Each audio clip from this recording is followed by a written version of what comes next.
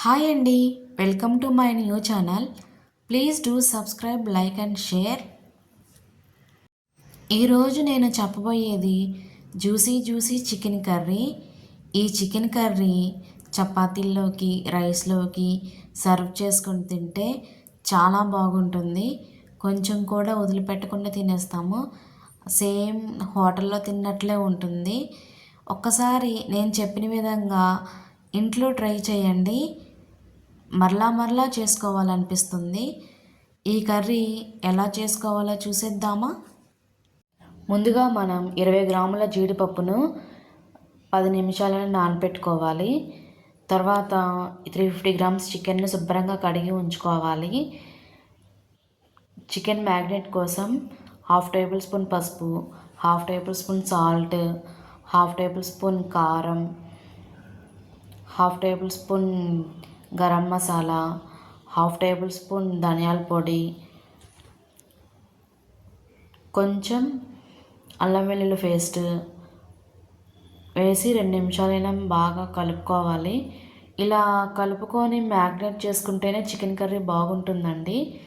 అలా కలుపుకున్నాక 2 table spoon పెరుగు వేసుకొని బాగా మ్యాగ్నేట్ చేసుకొని ఒక అరగంట సేపైనా మ్యాగ్నేట్ చేయాలి.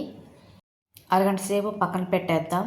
ఇప్పుడు కర్రీ కోసం 3 పచ్చిమిర్చి, 1 టమాటా, 2 ఉల్లిపాయలు శుభ్రంగా కడుక్కొని సన్నగా తరుక్కొని ఒక ప్లేట్లో ఉంచుకుందాం. కర్రీ కోసం ఇలా రెడీ చేసుకుందాం. పచ్చిమిర్చి, జీడిపప్పు, లవంగా, యాలక్కాయలు, దాల్చిన చెక్క, బిర్యానీ ఆకు. స్టవ్ వెలిగించి స్టవ్ మీద ప్యాన్ పెట్టి 2-3 టేబుల్ స్పూన్ ఆయిల్ వేసుకోవాలి. ఆయిల్ వేడయ్యాక హోల్ ఇంగ్రీడియంట్స్ మసాలా దినుసులు వేసుకోవాలి. లవంగాయి, యాలక్కాయలు, దాల్చిన చెక్క, బిర్యానీ ఆకు, జీడిపప్పు, మిర్చి, ఉల్లిపాయలు ఇవన్నీ వేగిన తర్వాత అవన్నీ వేగేంత వరకు మనం ఇప్పుడు కొబ్బరి, జీడిపప్పు పేస్ట్ తయారు చేసుకుందాం.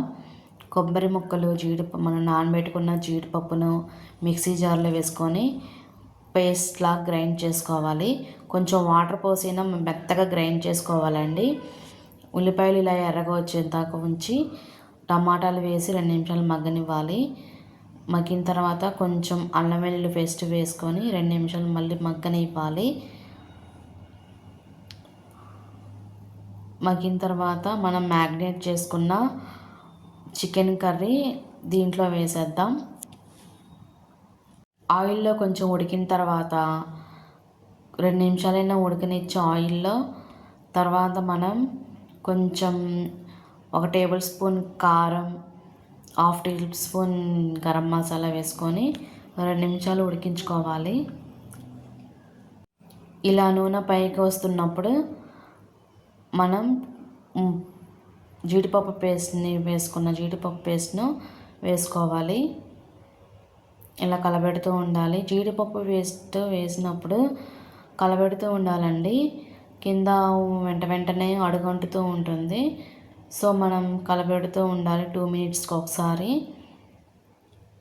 జీడిపప్పు పేస్ట్ వేస్తేనే గ్రేవీ టేస్ట్ చాలా బాగుంటుందండి.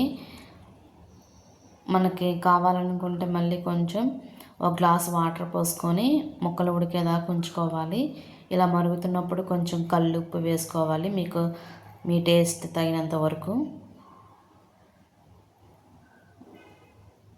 ఇలా దగ్గర పడేంత వరకు ఉడికించుకోవాలి.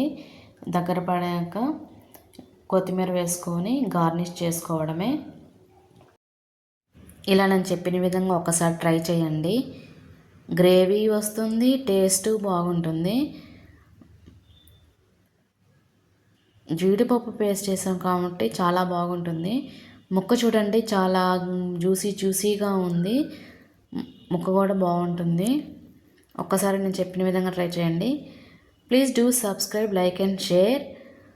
Thank you.